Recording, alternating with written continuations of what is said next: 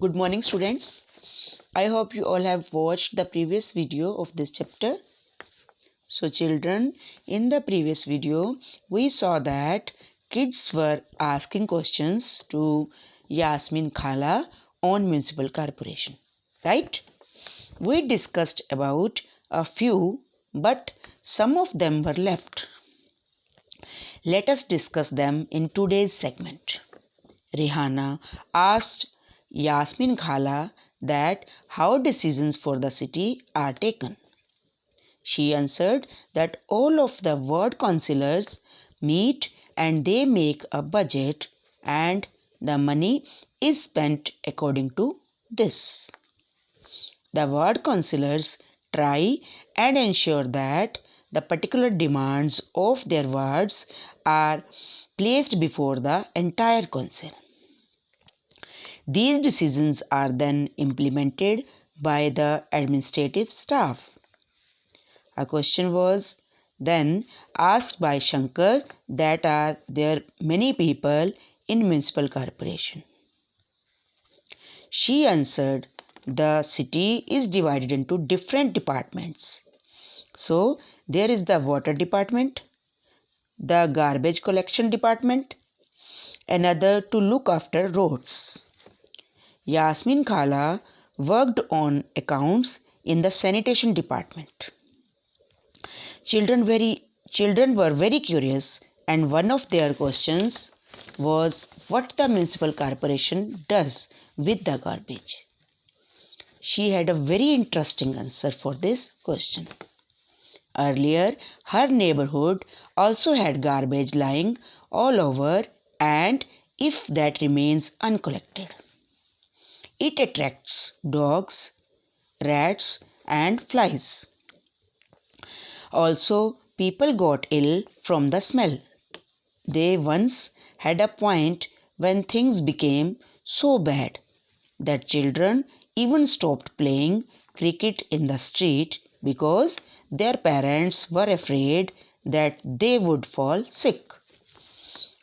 Yasmin Khala continued that the women were very unhappy about the situation and even came to her for advice.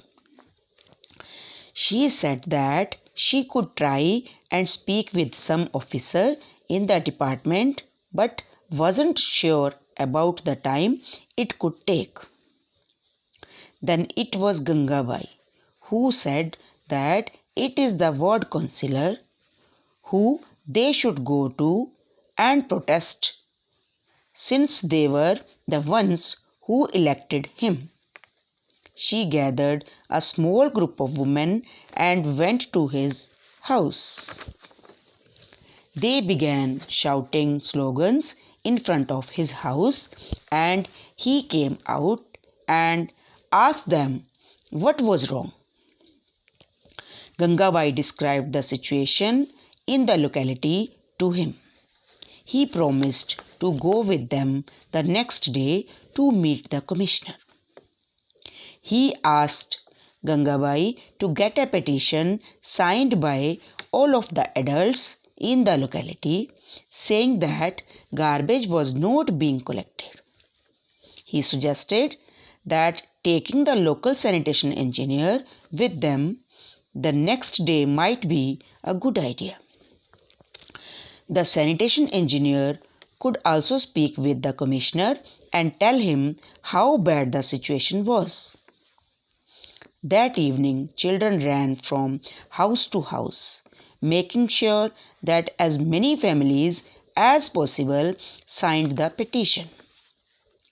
The next morning, a large group of women and the ward councillor and municipal corporation office, the commissioner met with this large group and began giving excuses saying that the corporation did not have enough trucks. But Gangabai smartly replied, "But you seem to have enough trucks to collect garbage from the rich localities." Then he was out of words and said that he would take care of it, and Gangabai threatened that if it was not done in 2 days, a large group of women would protest. Then after one more protest, sanitation service became more regular. Also, municipal corporation was the one who suggested that we keep dustbins to help keep our streets clean. When we sort our own garbage, it reduces their work.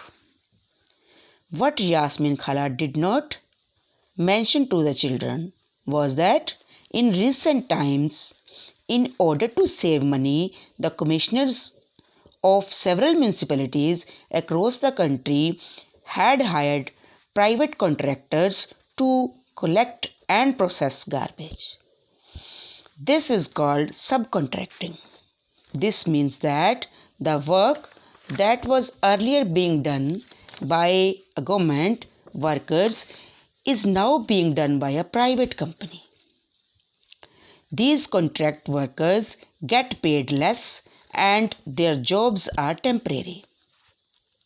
Collecting garbage is also quite a dangerous job, and often these contract workers do not have any availability of safety measures and are not taken care of if they are injured while working. Children, you would be surprised to know that Surat had a plague scare in 1994. Surat was one of the dirtiest cities in India.